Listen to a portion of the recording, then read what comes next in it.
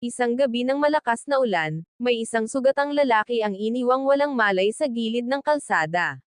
Sa pagdaan ng isang simpleng babaeng may busilak na puso, magbabago ang takbo ng kanilang buhay, at ng kanilang damdamin. Ate, eto na po yung gamot ninyo. Iniabot ko sa matanda ang binili kong gamot sa batika. Kahit gipit ako, hindi ko matiis na hindi tumulong sa kanya. Wala akong yaman, pero meron akong malasakit. Pauwi na ako noon mula sa pangalawang shift ko sa karinderya nang mapadaan ako sa madilim na bahagi ng kalsada. Malamig, umuulan, at walang katao-tao. Doon ko siya nakita, isang lalaking sugatan, duguan ang noo, at nakahandusay sa putikan. Kuya, kuya, tinapik ko siya ng marahan. Naaawa po ako, gisingin niyo ako kung multo na kayo, please. Napatawa ako sa sarili ko pero mabilis din akong napatigil nang bumukas ang kanyang mga mata. Mapupungay, may halong sakit, at parang, may sinasabi. Help, bulong niya bago nawalan muli ng malay. Dinala ko siya sa maliit kong inuupahang kwarto. Ginamo ko ang sugat niya gamit ang mga naipon kong first aid. Hindi ko alam kung bakit ko siya tinulungan. Siguro dahil ayokong maging gaya ng mga taong walang pake. Kinabukasan, nagulat ako nang bumangon siya. Nasaan ako? Tanong niya. Safe ka na po. Tinulungan kita kagabi. Wala kang wallet, wala kang ID. Anong pangalan mo? Napatingin siya sa akin, parang nagdadalawang isip. Layo. Layo na lang. Salamat sa'yo, Crystal. Ilang araw na siyang nanatili sa bahay ko habang nagpapagaling. Tahimik si Layo, pero mabait. Hindi siya maarte. Naglilinis pa nga ng bahay minsan. Parang hindi siya ordinaryong lalaki. May aura siyang parang, sanay sa marangyang buhay. Hindi ka ba hinahanap ng pamilya mo? Tanong ko minsan habang sabay kaming kumakain ng tuyo at itlog. Ngumiti siya. Wala akong pamilyang hinahanap, pero may hinahanap akong totoo. Lumipas ang linggo at di ko na malayang nahuhulog na ako sa kanya.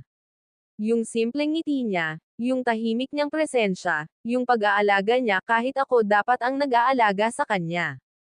Isang gabi, may dumating na itim na sasakyan sa harap ng bahay ko. Mabilis lumabas ang dalawang lalaki na formal ang kasuotan. Sir Lorenzo, salamat at buhay po kayo. Napatingin ako kay Layo. Nanlaki ang mata ko. Layo, sila. Bakit? Hindi siya nakatingin sa akin. Pero ang sagot niya ay nagbago ng lahat. Crystal.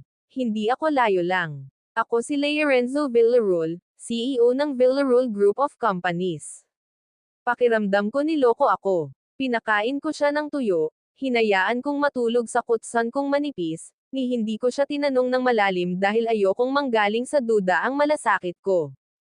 Sorry kung nagsinungaling ako, sabi niya habang hawak ang kamay ko. Pero sa simpleng buhay na to, sa'yo, doon ko lang natagpuan ang kapayapaan. Tumulo ang luha ko. Bakit ako? Hindi ako kagaya ng mga babaeng kasama mo sa mundo mo. Wala akong damit na mamahalin, wala akong reputasyon. Hindi ko kailangan ng mamahaling damit. Ang kailangan ko, yung babaeng tunay, gaya mo. Inalok niya akong isama sa mundo niya. Sasakyan, mansyon, kayamanan, lahat. Pero ako, pinili kong bumalik muna sa karinderya ko.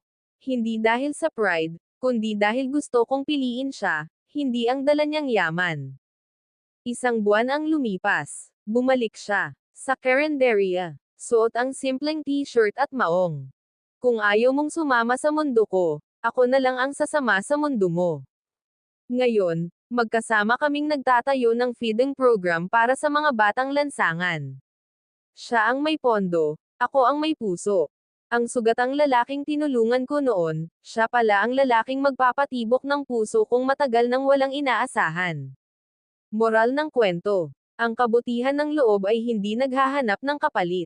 Pero minsan, ang tadhana mismo ang nagbabalik ng biyaya sa paraang hindi natin inaasahan, sa anyo ng isang pag-ibig na totoo.